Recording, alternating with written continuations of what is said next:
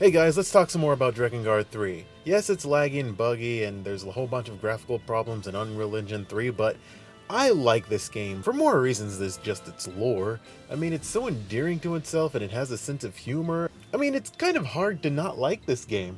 That being said, I do know a lot of Drakengard trivia, so why don't I share that with you guys? In other words, trivia time! Did you know that the original concept for Drakengard 3 was a completely different creature than the one we got? The original idea was to trick the player into thinking that they missed out on an installment by naming it Drakengard 4, and have the plot revolve around piecing together the events of Drakengard 3. Another one of the original ideas for the game was to have it take place in a more contemporary setting, where the main character was a Japanese schoolgirl who called up her dragon on a cell phone. That is slightly more sane than the previous idea, however, still a bit bonkers. There's also a whole bunch of stuff I know about these characters' original designs.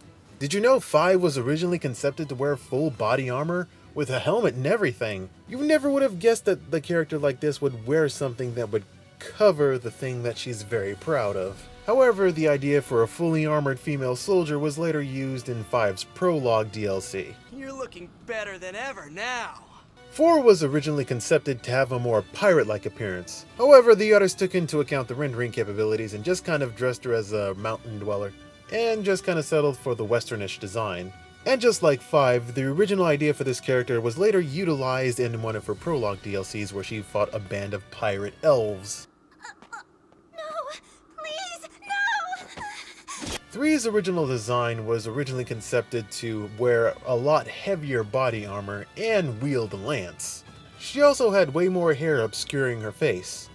And possibly due to rendering capabilities, she had to have her hair pulled back and probably wear a bit less armor. There wasn't really much changed about 2's design. She was originally conceived as more of a lolly character, but due to rendering capabilities, the only thing that really changed about her design was her sleeves, which were later changed to gloves.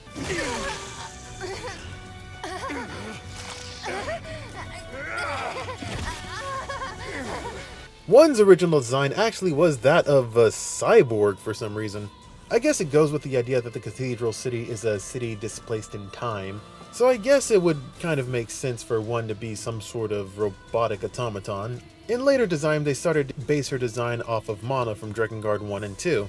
Her clothing was originally going to be the same color as her aura, which was red. And it seems as though that there was some concept of her clothing being her weapon. Ultimately though, they settled for a more refined design like the other sisters. A lot of 1's original designs was taken and used for both her brother and Accord. Speaking of Accord, her original design seemed to be very more on the nose with the android appearance. And she may have been conceived to be a boss at one point because they do give her a weapon, and plus the original design seems to be a cross between Cosmos from Xenosaga and Aegis from Persona. But ultimately it seems they settled for a more sexy librarian appearance. And you know what? I'm not even mad. Ooh, scary. The core idea behind Zero's design was always femininity and the flower.